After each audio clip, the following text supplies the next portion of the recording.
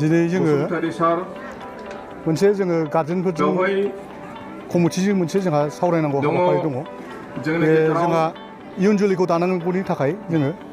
बेखौ उसिला लानानै जोङो चिफ गेस्ट हिसाबै जोङो 30 नं समस्तिनि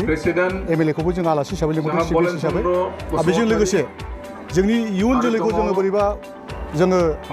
साबसिन खालामनो हायो नामा बेखौ लोब्बा लानानै जोङो जोंनि इन्डियानिफ्राय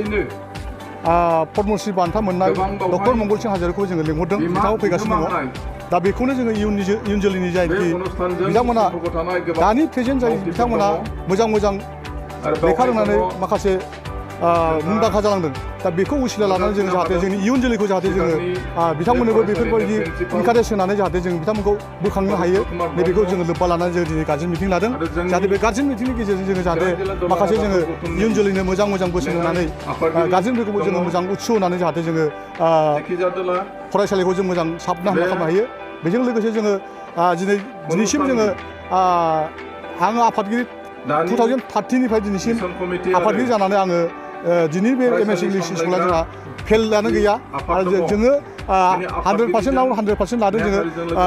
फार्स्ट डिभिजन लेटार लाजोबनाय जों फरायसुला आरो फरायसुलिफोरखौ जों मोननो हादों दा जों खस्थ'नि गेजेरजों दा बेखौ जोङो बिनिफ्राय आरो साबसिन जों खालामबावनो थाखाय जोङो बे MSc इंलिशखौ जोङो थांखि दङ जोंहा मिजिं दङ हाबाफारियाव जोंहा बेनो जोङो माखासे जोंनि फरायसुला आरो फरायसुलिफ्रा बोरैबा जोङो बिथांमोनखौ साफा सानै फैयिफोरखौ जों फैबावनो हायो गार्जेनफोर माने इयुलाफोरखौ जोङो सांग्रांथि खालामबावनो हायो जोंनि फरायनाय दानि LEP निउ इडुकेसन पलिसि जाहाथे बेफोरखौ जोङो जाहाथे गुवारै जोङो बुफ्रुसारना होनानै जाहाथे इयुन जोलैखौ जोङो जाहाथे गेरेमसा खालामनो हायो बेफोरखौ जोङो पलिसि लादेरफानाय जादों बाहायनो जानो हानाय गासै दङ निश्चय दङ डक्टर मंगल सिं हाज'वारिया गिबियावनो 1992 आव जेब्लानाखि मोनसे इंलिश स्कुल गायसनदों बिथांमोननि अबदान दङ बिथांमोना फाउन्डेसननि मानसि होननानै जोङो रोखा बुंनो हायो बिथांमोननि गासिबो मावनाय दांनाय बिथांमोननि गासिबो तदन्त बिथांमोननि आखाइ होनायावनो दिनै बे मिसना दिनै बिसिम महराव लानो हादों आरो गासै जोंनि नैबे मोनसिनसिफ्रा इंलिश स्कुलाव नुजाफैनो हानाय निउस पर्टेलनिसिम आंनि खुलुमनायखौ जासिग्रोबाय दिनै नैबे मोनसिनसिफ्रा इंलिश स्कुलाव मोनसे गोनांथार मेल खुंनाय जादों बेनो जाबाय बरायनाय हाबाफारि बाहाय आंखौबो बे बरायनाय हाबाफारियाव आंखौबो एसे एक्स प्रिन्सिपाल हिसाबै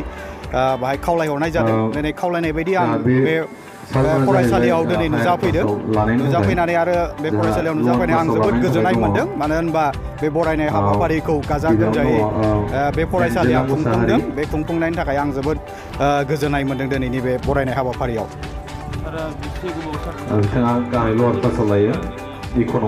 बे फरायसालियाव आङो 4 बोसोर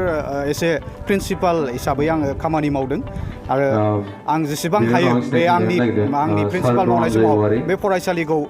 साबसिननिफ्राय हामसिन खालामलांनो आं जोबोद गोब्राबै नाजादों आरो बे फरायसालिया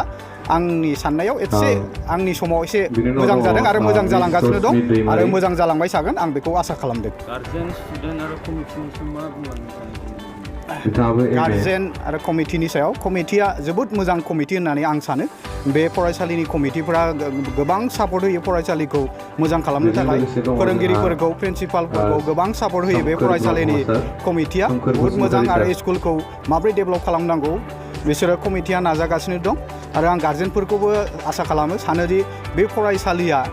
जोंनि नोंसिनि फरायसाफोरनि थाखाय बेस्ट होननानै आं सानो आरो आं गोबां स्कुलफोराव आंनि लोगोफोर मावनानै दङ गोबां स्कुलफोरखौ आं नुबोबाय खिन्थु आं सानो बे मोनसिनसिफ्रा इंलिश स्कुला सबसे मोजांसिन होननानै आं सानो आरो आं दासिम आंनि मोन्दांथियाव आं साबसिन होननानै सानो आं दिनैसिमाव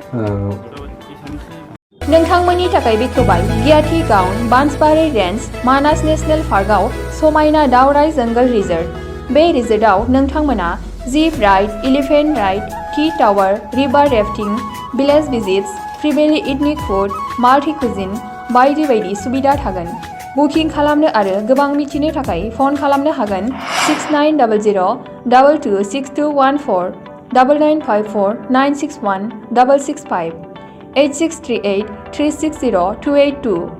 9859 161 912 Daurai Jungle Reserve, Manas National Park, Kiati Gaon.